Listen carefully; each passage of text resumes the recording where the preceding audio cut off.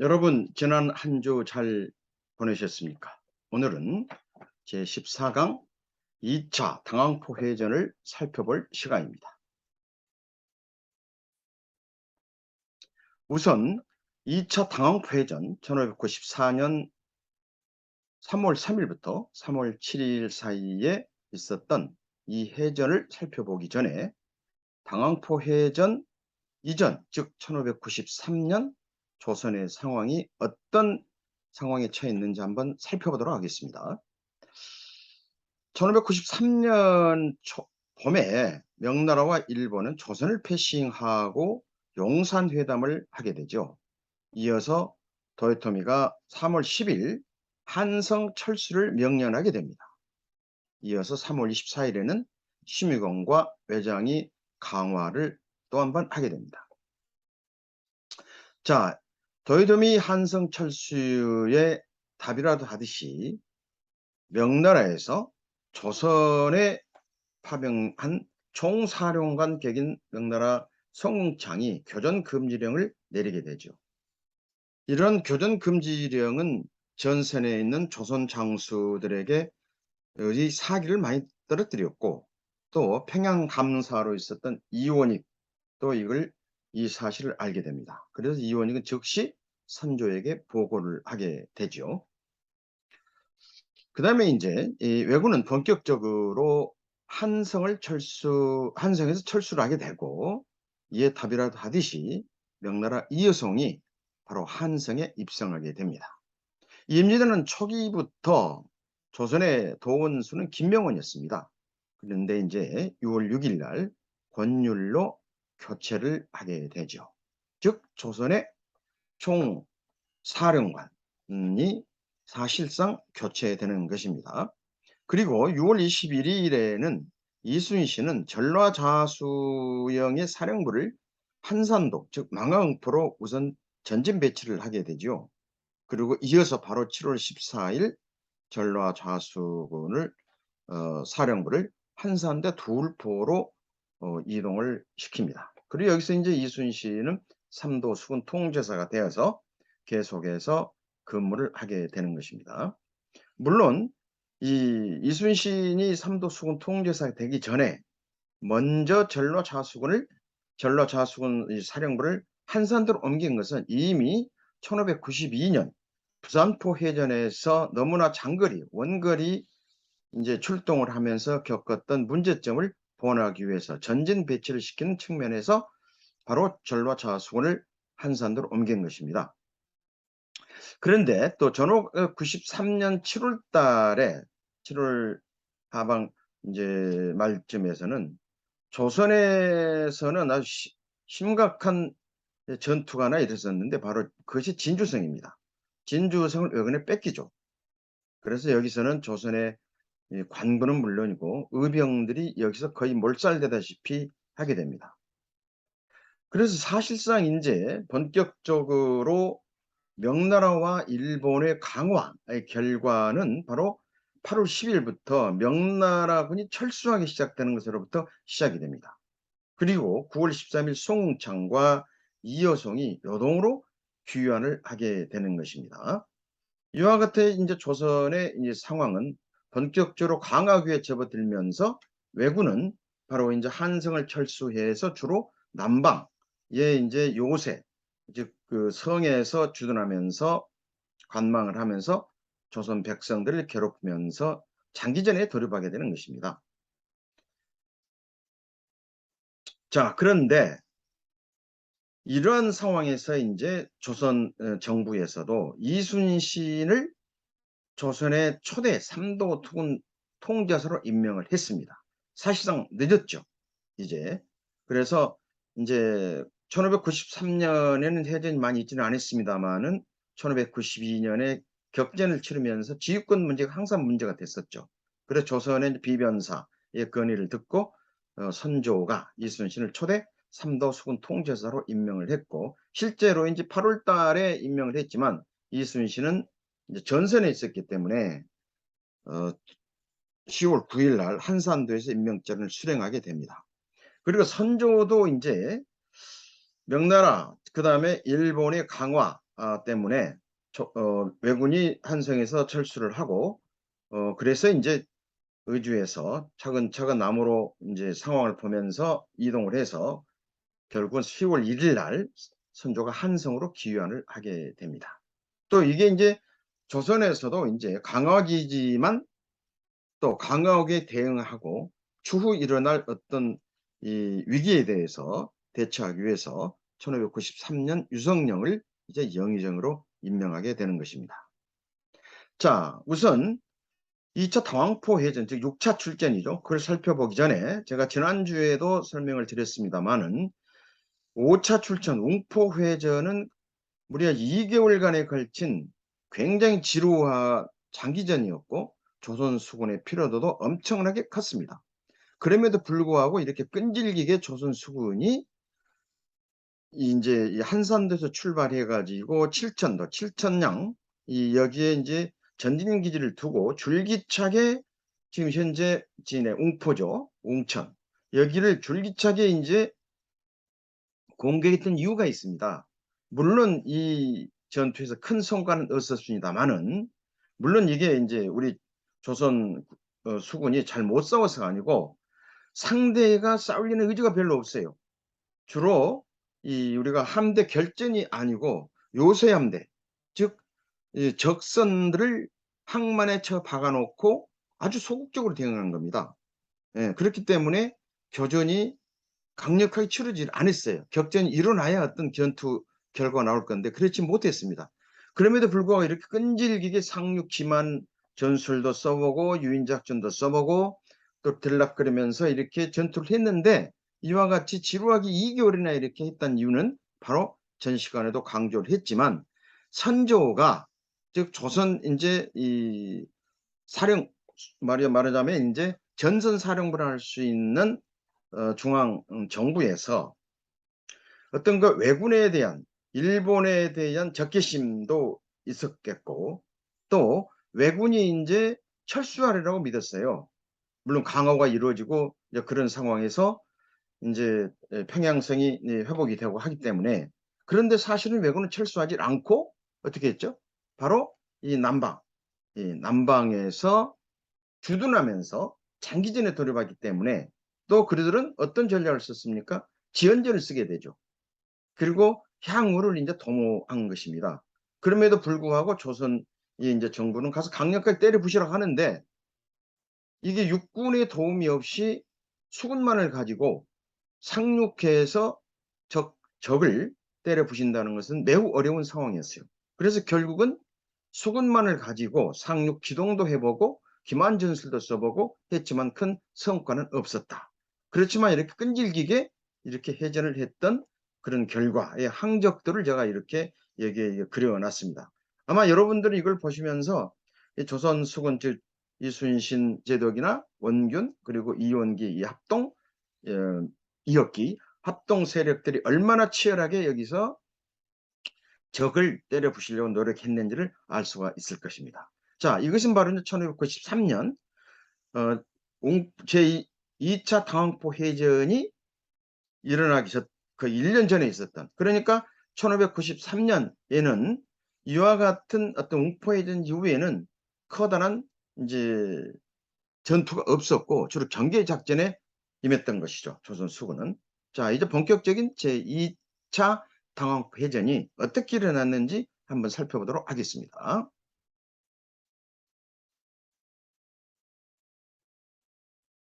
자, 주로 이제 이 그림을 많이 제가 보여드리는 이유는 이 고성이죠. 그 다음에 여기 이제 지금 현재 이 마산 진해, 그 다음에 거제도 이 한산도 있죠. 이쪽이 어떻게 보면 즉 왜군의 사실은 왜군들이 진을 치면서 수시로 들락거리면서 우리 조선을 괴롭혔던 그런 격전지들입니다. 그래서 역시 이제 이 6차 출전, 2차 당황포 해전도 여기서 일어났습니다만은 이 구역에서 주로 조선 수군이 출동을 하게 되고 격전을 이제 치르게 되죠. 한번 살펴보도록 하겠습니다. 자, 우선 이 그림을 한번 이제 살펴보고 제가 설명을 드리도록 하겠습니다. 애니메이션 그림이 순서가 좀 차이가 있는데, 자, 우선 이 여기 1번, 즉 여기 1번 여기 있죠? 예, 1번. 1번 한번 보시죠. 이게 바로 이제 3월 3일 날 한산도에 주둔하고 있는 이제 이순신 조선 수군 사령부에서는 첩보 보고를 받습니다. 제한국이라고 하는 고성에서 첩보 활동을 하고 있는 이 첩보원으로부터서 적이 지금 이동하고 있다. 적선이 즉 주로 그때 당시에 이제 어디에 많이 이제 주둔하고 있었냐면 이 영등포나 이 장문포, 그다음에 또 앙골포 이쪽이 주로 이제 주둔하고 있었죠. 그래서 영등포, 장문포에서 나온 적선들이 지금 이동하고 있다. 그 이동한 상황을 이제 첩보복을 올린 거죠. 그래서 약 21척이 지금 그 당왕포 이쪽이죠. 당왕포로 이동을 하고 있고, 그 다음에 오리량으로도 이동하고 있고, 또 저도, 이 저도가 두 군데가 있습니다. 여기도 이제 과거에 이제 대통령 여기 휴양소가 있었죠. 해군에서 관리를 했습니다만 지금 민간들도 이제 종종 다닐 수 있는 그런 곳이 됐습니다. 여기도 저도가 또 있어요. 그래서 이쪽으로 이동한다는 이야기를 들었습니다. 그럼 이순신은 어떻게 했을까요? 이순신이 본래 작전은 수군만을 가지고 이 연안에 있는 상륙, 그러니까 이때 당시도 이순신도 적의 어떤 전략을 다 알고 있었던 겁니다. 적은 일단은 육지로 도주를 한다. 그렇기 때문에 육지로 올라가서 수군이 깨부실 수 없다. 그렇기 때문에 바로 이순신은 이 첩보복을 받고 육군의 이제 그때는 순찰사에게 육군 출동을 해서 말과 병사를 출동시켜서 우리가 수군에서 칠 테니 상륙을 하면 그걸 쳐달라라고 요청을 합니다. 물론 이 요청은 받아들이지 않았고, 또 혹자들은 이게 육군이 어떤 그 근무 태만이었던 건 절대 그건 아닙니다. 당시 상황이 그렇게 되진 못했어요. 우리가 이 분명한 평가를 해야 됩니다.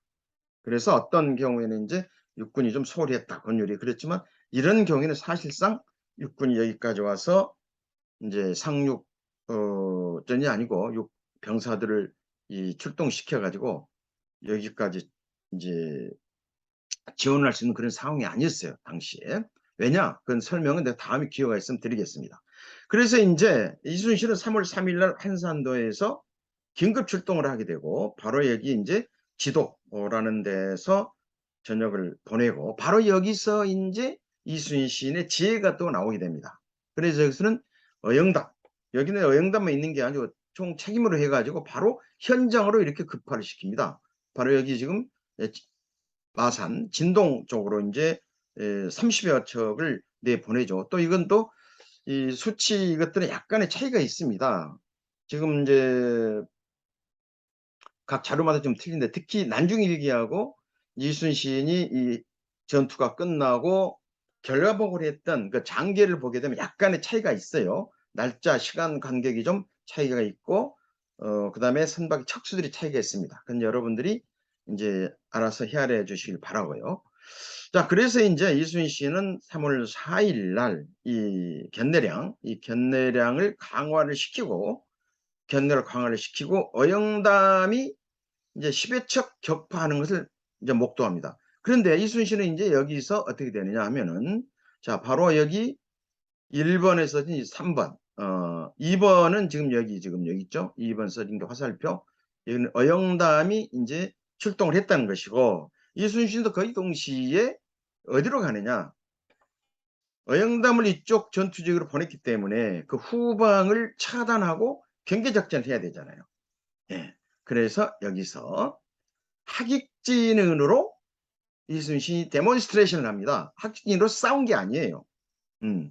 제가 여러 번 하객진에 대해서 이야기를 했지만, 혹자들은 하객진으로 싸웠다 뭐 하는데 그건 절대 아니고요. 싸울 수가 없습니다, 이게 하객진으로. 그 상황도 나중에 제가 설명을 드리도록 하겠습니다만은, 아무튼 여기서 적선들이 주로 어디에 이제 적들이 포진하고 있냐면 이 장문포, 여기 나오죠. 장문포나 영등포, 그리고 진해 이쪽 앙골포 쪽에 나오기 때문에 여기를 일단은 차단을 시켜야 돼요. 데몬스트레이션 해야 돼요. 그래서 여기서 첫 번째 데몬스트레이션 시위를 하고 있었죠. 그때에 이제 어영담은 어떻게 되느냐 하면은 바로 여기 보시게 되면은 이제 여기 어선포, 어선포, 그 다음에 또 이쪽 두 군데, 예, 이쪽에 이제 읍진포, 또 몇 군데, 세 군데에서 적선을 약 10여 척을 격파를 하게 됩니다. 그래서 이순신도 이제 여기 데몬스트레이션을 하다가 바로 야자원포라는 데로, 즉 여기가 어디냐면 당황포 입구입니다. 여기로 이제 진을 치고 들어가게 됩니다. 자, 그래서 이제 여기서 3월 5일이 됐습니다. 3월 5일이 이제 됐는데요. 여기서. 그러면 여기서 어떻게 되느냐? 다시 또 이순신은 여기서 이 당황포로 어영담을 내보내게 됩니다. 어영담을. 이제 어영담이 이끄는 조선 수군이 되겠죠. 예. 여기죠. 여기 반짝반짝 빛나, 여기 있는데요. 그리고 본인은 여기서 이혁기 함대하고 같이 이 입구에서 경계작전을 하게 되는 것이죠.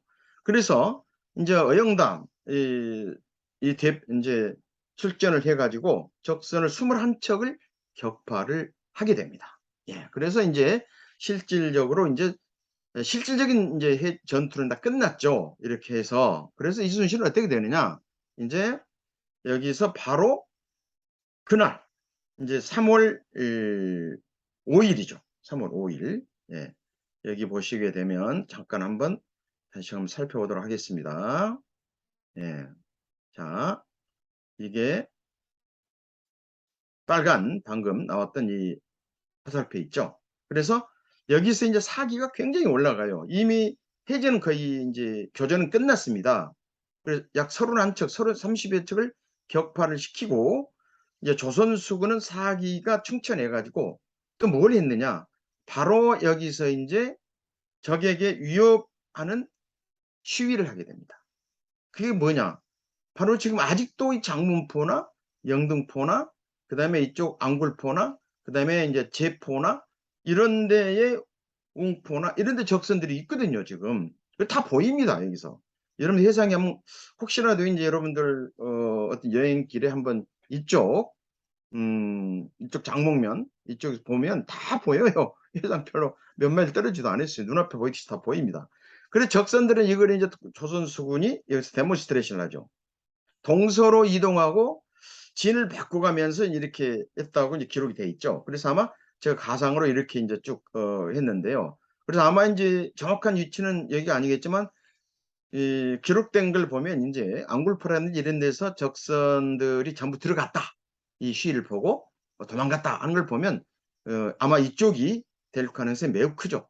이렇게 데몬스트레이션 하고 이제 어떻게 됐죠? 바로 여기서 다시 이쪽으로 이제 야자원포로 돌아오게 됩니다. 자, 그런데 여기서 이제 여기 긴 화살표, 즉 애니메이션을 하면서 순서가 좀 바뀌었는데요.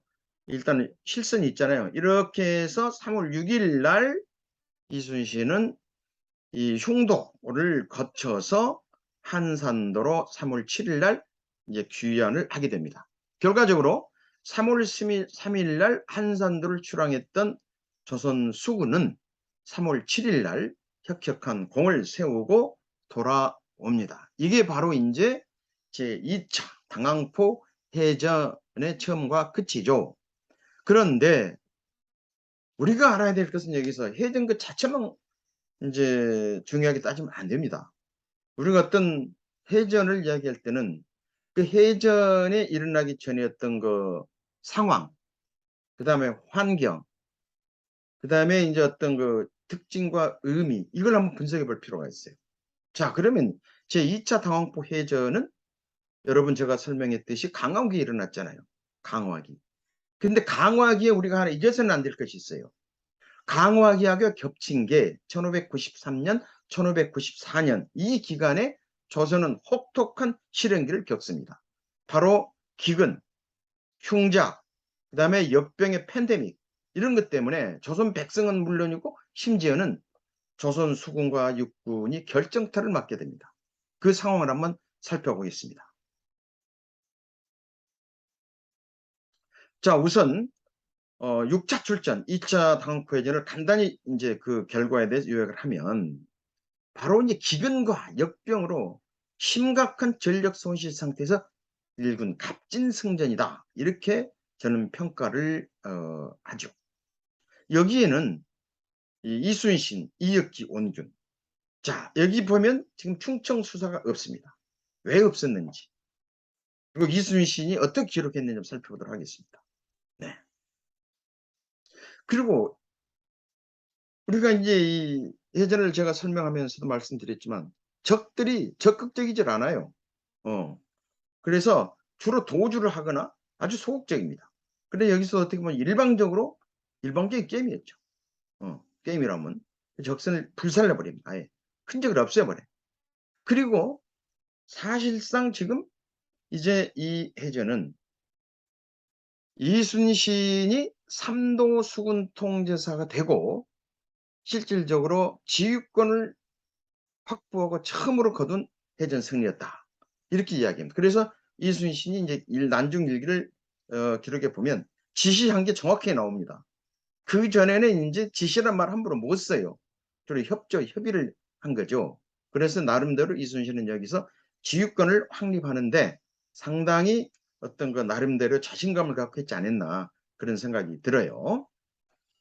또 한 가지 여기서 이순신이 했던 이제 전략 중에서 우리가 유심히 관찰해 볼 것은 하객진으로 싸우지는 않되 후방 경계나 그 다음에 전방에서 하객진 시위를 합니다. 그래서 우리가 한선대첩에서 하객진으로 싸웠다 하죠. 그래서 저는 그 싸운 거에 대해서는 인정을 합니다만은 실제로 교전이 일어나가지고 하객진으로 싸울 수가 없습니다. 바다를 알고 선박을 알면 선박 조종 성능을 알게 되면 다 이해할 수 있는 부분입니다.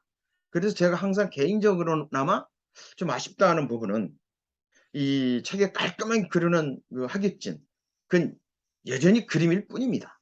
그러나 실제로 교전이 일어나면 그건 거의 초기에 이제 흐트러질 수밖에 없다 하는 말씀을 드리고, 그리고 하객진의 어떤 이순신은 하객진에 대해서 적을 위협을 주는데 오히려 더 어떤 그 의미를 두고 했지 않았나 그런 생각이 들어요. 항상 보면 하객진으로 적선을 이제 적진에 들어가는데 데몬스트레이션 하는 거. 앙골포전스도 그랬습니다.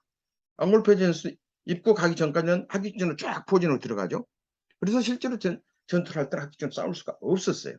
그리고 대표적인 게 또 이제 여기 앙골포 제2앙골포 해전. 아니죠. 당황포 해전. 여기서 보면 명확히 나타납니다. 처음과 끝을 전부 다 하객진 데몬스트레이션으로 싸우지는 않지만 경계를 하고 차단을 했다는 거. 굉장히 의미가 있다는 얘기죠. 그래서 우리는 이순신의 진영을 짤 때 하객진이라는 개념을 바로 전투로서의 어떤 의미보다도 적에게 어떤 위협을 주고 하는 그런 데몬스트레이션 효과가 있지 않았느냐. 저는 이렇게 평가 분석을 하게 됩니다. 자, 그래서 제2차 당황포 해전에서 하객진으로 이긴 해전은 아니었다라는 것을 분명히 말씀을 드립니다. 그 다음에 또 한 가지 여기서 우리가 반드시 기억해야 할 부분은 이순신의 전략은 특히 웅포 해전도 그랬고 그 다음에 당황포 해전도 그랬고 그 다음에 이제 1597년 2월 10일 정유절하는 시기에도 부산으로 출전을 했잖아요. 결국은 처음에는 출전 안 했다가 그때도 이 육군의 이 합동작전 이걸 굉장히 중요하게 생각을 했습니다만은 당시에 조선의 어떤 육군 상황이 즉 상륙전은 물론 상륙전의 경우에는 5차 출전 웅포해전서 한번 이루어졌습니다만은 그 외에 육군의 도움을 받을 수는 없었다. 육군이 도와주기 싫어서가 아니고 실제로 그런 상황이 될 수밖에 없었다라는 말씀을 드립니다. 자, 그러면 이제 여기서 기본적으로 지금 이제 2차 당혹패전은 마무리를 합니다만은 여기서 우리 시청자들이나 우리 학생들이 중요하게 생각해야 할 것은 당시의 흉작과 질병으로 인해서 얼마나 심각하게 조선 수군이나 군이 힘들었는가 하는 것을 반드시 이해를 해야 됩니다. 이 부분을. 그래서 저는 이순신을 연구하고 이순신을 또 나름대로 강연을 하고 강의를 하시는 모든 분들이 이 부분을 굉장히 중요시해야 된다고 저는 생각이 돼요. 그렇게 되면은 여러 가지를 새롭게 우리가 이해할 수가 있어요. 1594년, 5년, 6년까지 이어집니다, 이게. 그래서 바로 이것은 정의절한 직전까지 가게 되고 이순신이 출동하지 못했던 결정적인 이유가 바로 또 여기서 나오게 됩니다. 자, 그러면 이게 바로 이제 1593년, 즉 그때 상황입니다. 4년. 자, 이순신은 이 해전이 1594년 봄이죠. 끝나고 선조에게 장계를 보내죠. 제 방어포 해전에 대해서. 그 일부를 제가 박종평 선생님의 이 장계 번역본을 가지고 일부를 읽어보겠습니다. 그대로 읽어보겠습니다. 굶주리고 지쳐 숨이 끊어질 듯한 군사들도 모두 즐겁게 출전해 외선 30여 척을 전부 불태워 없앴다. 이게 이제 제2차 당황포 해전 결과 보고에 있는 내용입니다. 굶주리고 지쳤다. 사실상 먹을 게 없었어요. 많이 굶어 죽었습니다. 그때 여러분.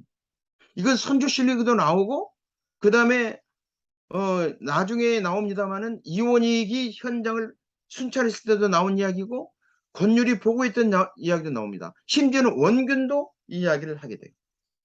이렇게 심각했습니다. 여러분.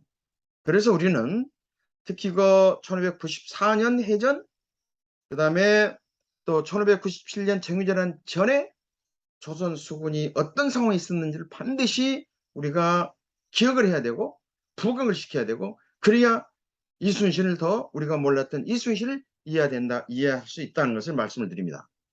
자, 그러면 이순신은 어떤 생각을 했느냐? 2차 당황포해전에서 장문포와 영등포 적을 무찌르고 차례로 남김없이 무찌르 없을 생각이었다. 이 이야기는 육상으로 도주하는 걸 알아요. 그러면 육지로 도망가는 이 적도들을 쫓아가서 수군이 죽일 수가 없어요. 그래서 이걸 이제 육군에게 이제 가서 협조해달라는 이야기를 한 것이고, 그런데 또 한 가지 우리가 굉장히 중요한 부분이 있습니다. 그런데 소속, 여기 오타 났습니다. 전라 좌수 소속 이 안주구역은 우수군에 들어가죠. 이제 삼도 수군 통제사니까 하는 이야기예요. 나주를 포함한 9골에서 추가 건조한 전선은커녕 원래 규정된 전선까지 돌아와 정박하지 않고 있다. 이순신이 여기다 이제 불평이라는 불평이 아니고 당시의 상황을 그대로 써놓은 겁니다. 그 다음에 또 하나 볼까요? 전라오도 각 지역과 포에서는 각 고을의 수군을 붙잡아 보내지 않아 정비하지 못하고 붙잡아 보내지 못해. 징집이 안 됩니다. 그때 여러분. 다 도망가 사람이 없어요. 죽고. 그래서 억지로 이제 전선에서는 이제 전선은 이때 사람이 없어요. 격군 운영할 사람이 없습니다. 그래서 어떻게든지 적과 싸워야 되니까 관과 포에 있는 행정관리나 그 이제 지역 책임자들한테 그렇게 보내라 보낼 수가 없어. 사람이 없어요. 병들고 힘도 없고 이런 상황이었습니다, 여러분. 그리고 심지어는 충청수사, 부사직. 이때는 이제 선제독이 아니었죠. 아직도 지인도 잘못됐어요. 급하게 지인에 도착하지 않았기에 군과 위사가 애롭고 야갈 때에 다시 형세를 살피고 나아가 무찌르려고 3월 7일 한산도로 불가피하게 돌아왔다는 말씀을 글을 올립니다. 이것은 지금 당시에 아까도 말씀드렸지만 조선의 이 강토 전체의 역병과 흉작으로 인해 가지고 백성들이 기근에 시달리고 또 군, 특히 수군의 경우에 육군보다 훨씬 힘든 그런 당시의 어떤 그 군 근무 상황이었거든요. 사람이 없어요. 그래서 그러면 이것이 사실인지를 한번 확인해 보도록 하겠습니다. 자, 이게 이제 7월 15일입니다. 1593년. 여기는 지금 3월 10일 날 불과 몇 개월 이후에 원균이 보고한 내용을 한번 살펴볼까요? 군량이 이미 다 있으므로 허다한 사조리 기곤 이 심화의 기근이죠. 심화에 계속 죽어가고 배를 부릴 방책이 없으니 매우 우려요. 배는 전선은 이때 전선을 운영할 사람이 없다는 거예요. 자, 근데 1593년 그때 윤달이었다고 그래요. 이순신 바로 이제 이때가 언제입니까? 제2 당황표전이 일어나기 얼마 전이잖아요. 이 장계를 올리게 됩니다. 여기 장계 내용을 제가 핵심만 이렇게 골라서 분석을 해놨는데, 전력 구축에 대한 전선 건조와 운영 문제에 대한 구상과 문제점을 심각하게 건의한다. 전략 강화에 대한 강력한 의지를 장계로 보냅니다. 이 이야기는 정말 속된 말로 전선의 야전 이 사령관은 환장했을 겁니다. 왜냐? 적이 언제 쳐들어올지 모르는데 현장에 있는 이 사령관이 전국 이제 전라 경상 이 지역에 있는 거기 민가에 가서 잡아올 겁니까? 끌어올 겁니까? 갈 수도 없고 사람도 없어요. 그래서 실제로 여기 보면 이 문제점을 조정에 그대로 건의한 안타까운 이런 상황이 있었다라는 말씀을 드립니다. 결론적으로 1593년 4년에 이 흉작과 기근, 그 다음에 또 팬데믹 이 현상들은 고스란히 해서 회복하기 어려운 상황까지 가버려요. 거의 어떤 이 기록이 그냥 뭐 야화나 이런 게 아니고 정식 실록에, 선조 실록에 나온 이야기고 장기에 나온 이야기입니다, 여러분. 우리가 이순신을 연구하고 또 공부하는 분들 또 많은데요. 어떤 경우에는 진짜 죄송스럽습니다만은 제가 볼 때는 미안한 이야기는 택도 없는 그런 자료를 가지고 설명하신 그런 경우도 있어요. 인터넷 같은 거 보면. 무슨 잡록, 땡땡 잡록이라든지 이런 거. 맞는 것도 있지만 엉터리 엄청 많습니다. 그래서 우리가 여기서 그래도 어떤 그 사료를 우리가 가지고 이야기할 때는 그 중에서도 그래도 가장 신뢰할 수 있는 장계입니다.